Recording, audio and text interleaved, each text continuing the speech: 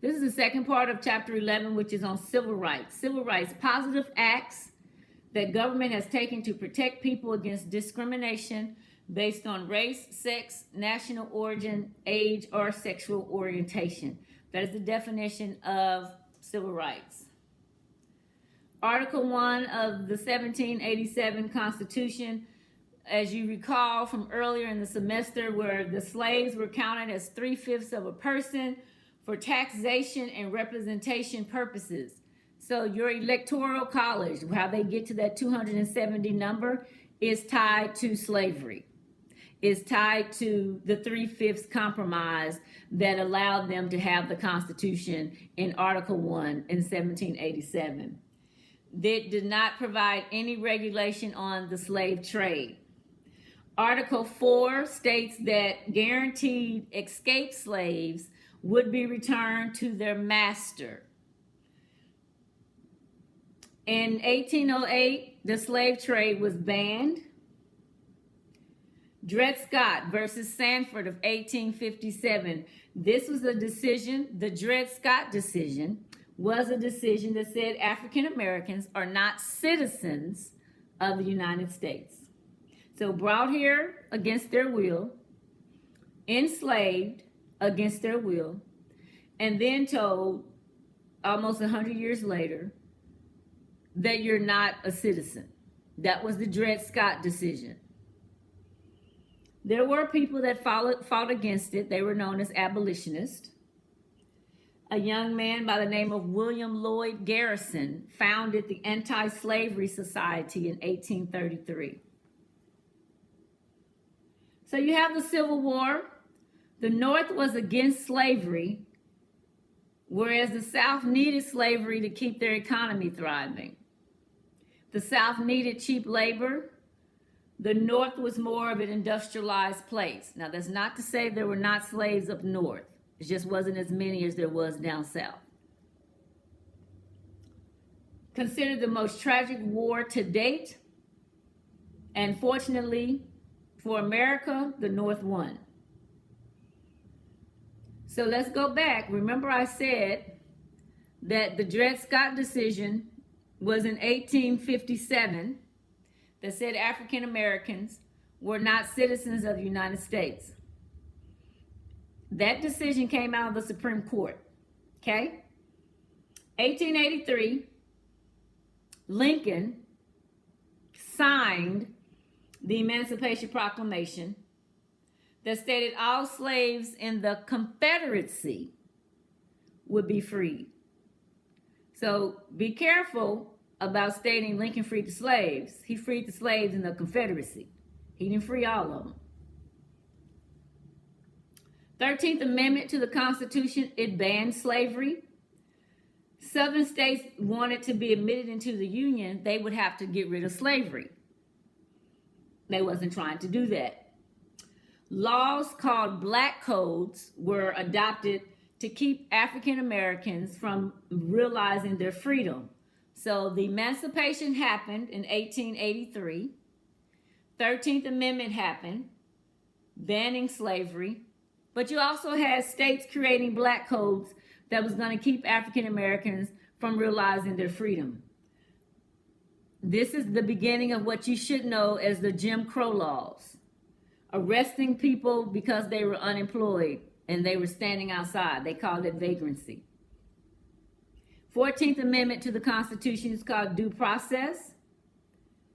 The 15th Amendment to the Constitution, the right to vote.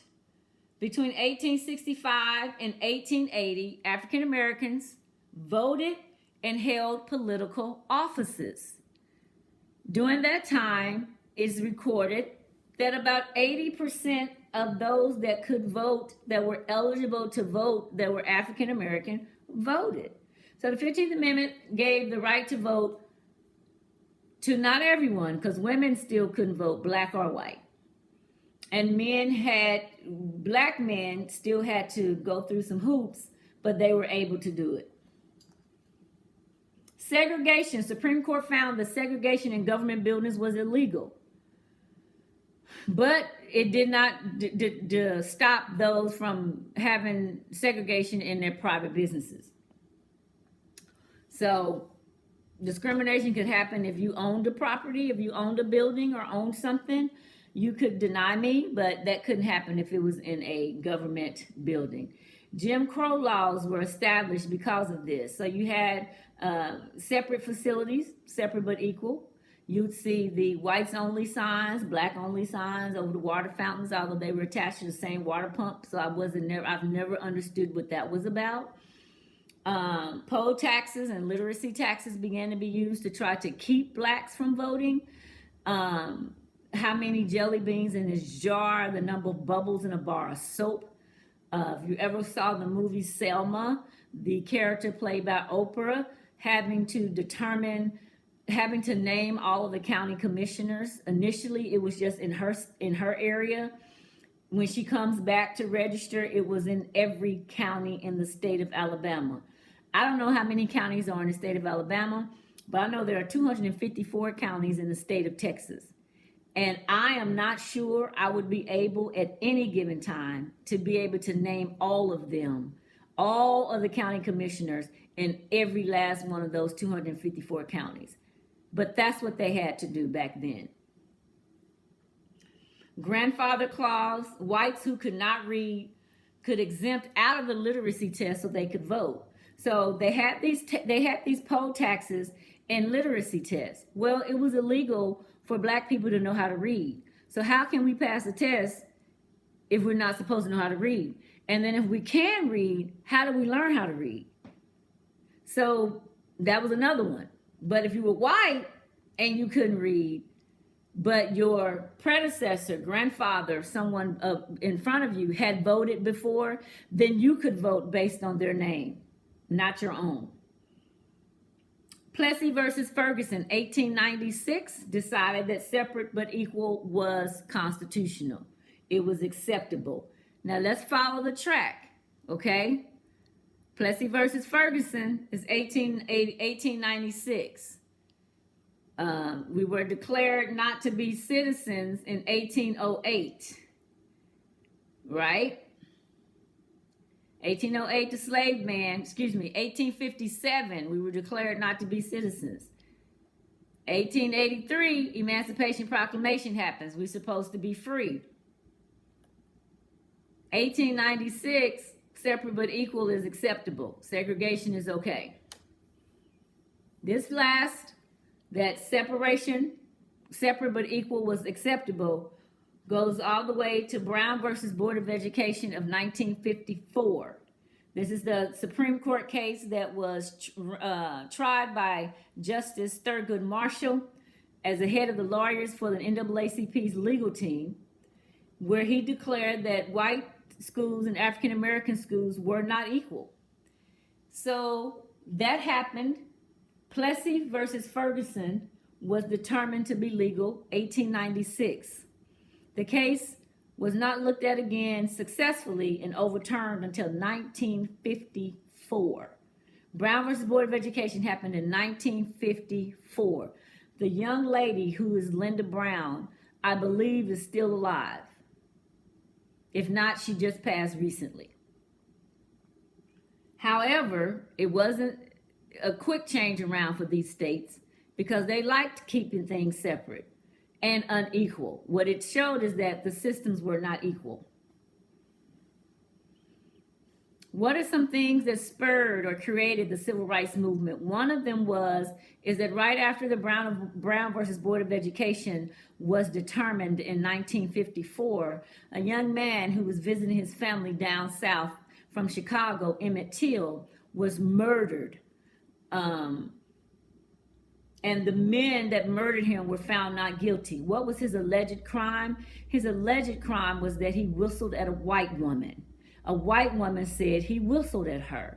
So because of that and the devaluation they have of a black person's life, they took young Emmett Till and killed him. Look up the story and look at the picture that became known as Emmett Till because his mother, Mamie Till, wanted the world to see what they had done to her son. And the woman who lied is still alive, and a couple of years ago decided to tell the world that she had lied. Now, I would think there would be some consequences for that, but there hasn't been. And she'll live out her life how she's living it. But she lied and got that young man killed, that young boy. I'm not going to say young man. He was a boy. He was like 13 years old. He's the same age as my son is right now. 1955, Rosa Parks decides she's not giving up her seat on the bus in Montgomery, so she's arrested. That begins the Montgomery bus boycott of 1955 that lasted for a year before it ended, and segregation on public transportation was ruled unconstitutional.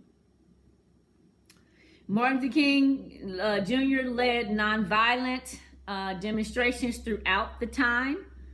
The Civil Rights Act was passed in 1964. I believe it is important for you guys to understand the dates of these things. You probably know someone who was born in 1964, 1954, 1965. Your professor was born in 1968. So it's these things that it wasn't 100 years ago. They're 54, 55 years ago. Less than 60 years old is the Civil Rights Act of 1964 that decided that discrimination and segregation should be abolished. Gender equality, women's rights, decided that a result of women not being able to own property. 1900, women got the right to vote with the passage of the 19th Amendment in 1920. So it's been just 100 years that women have had the right to vote. Just 100 years, that's it.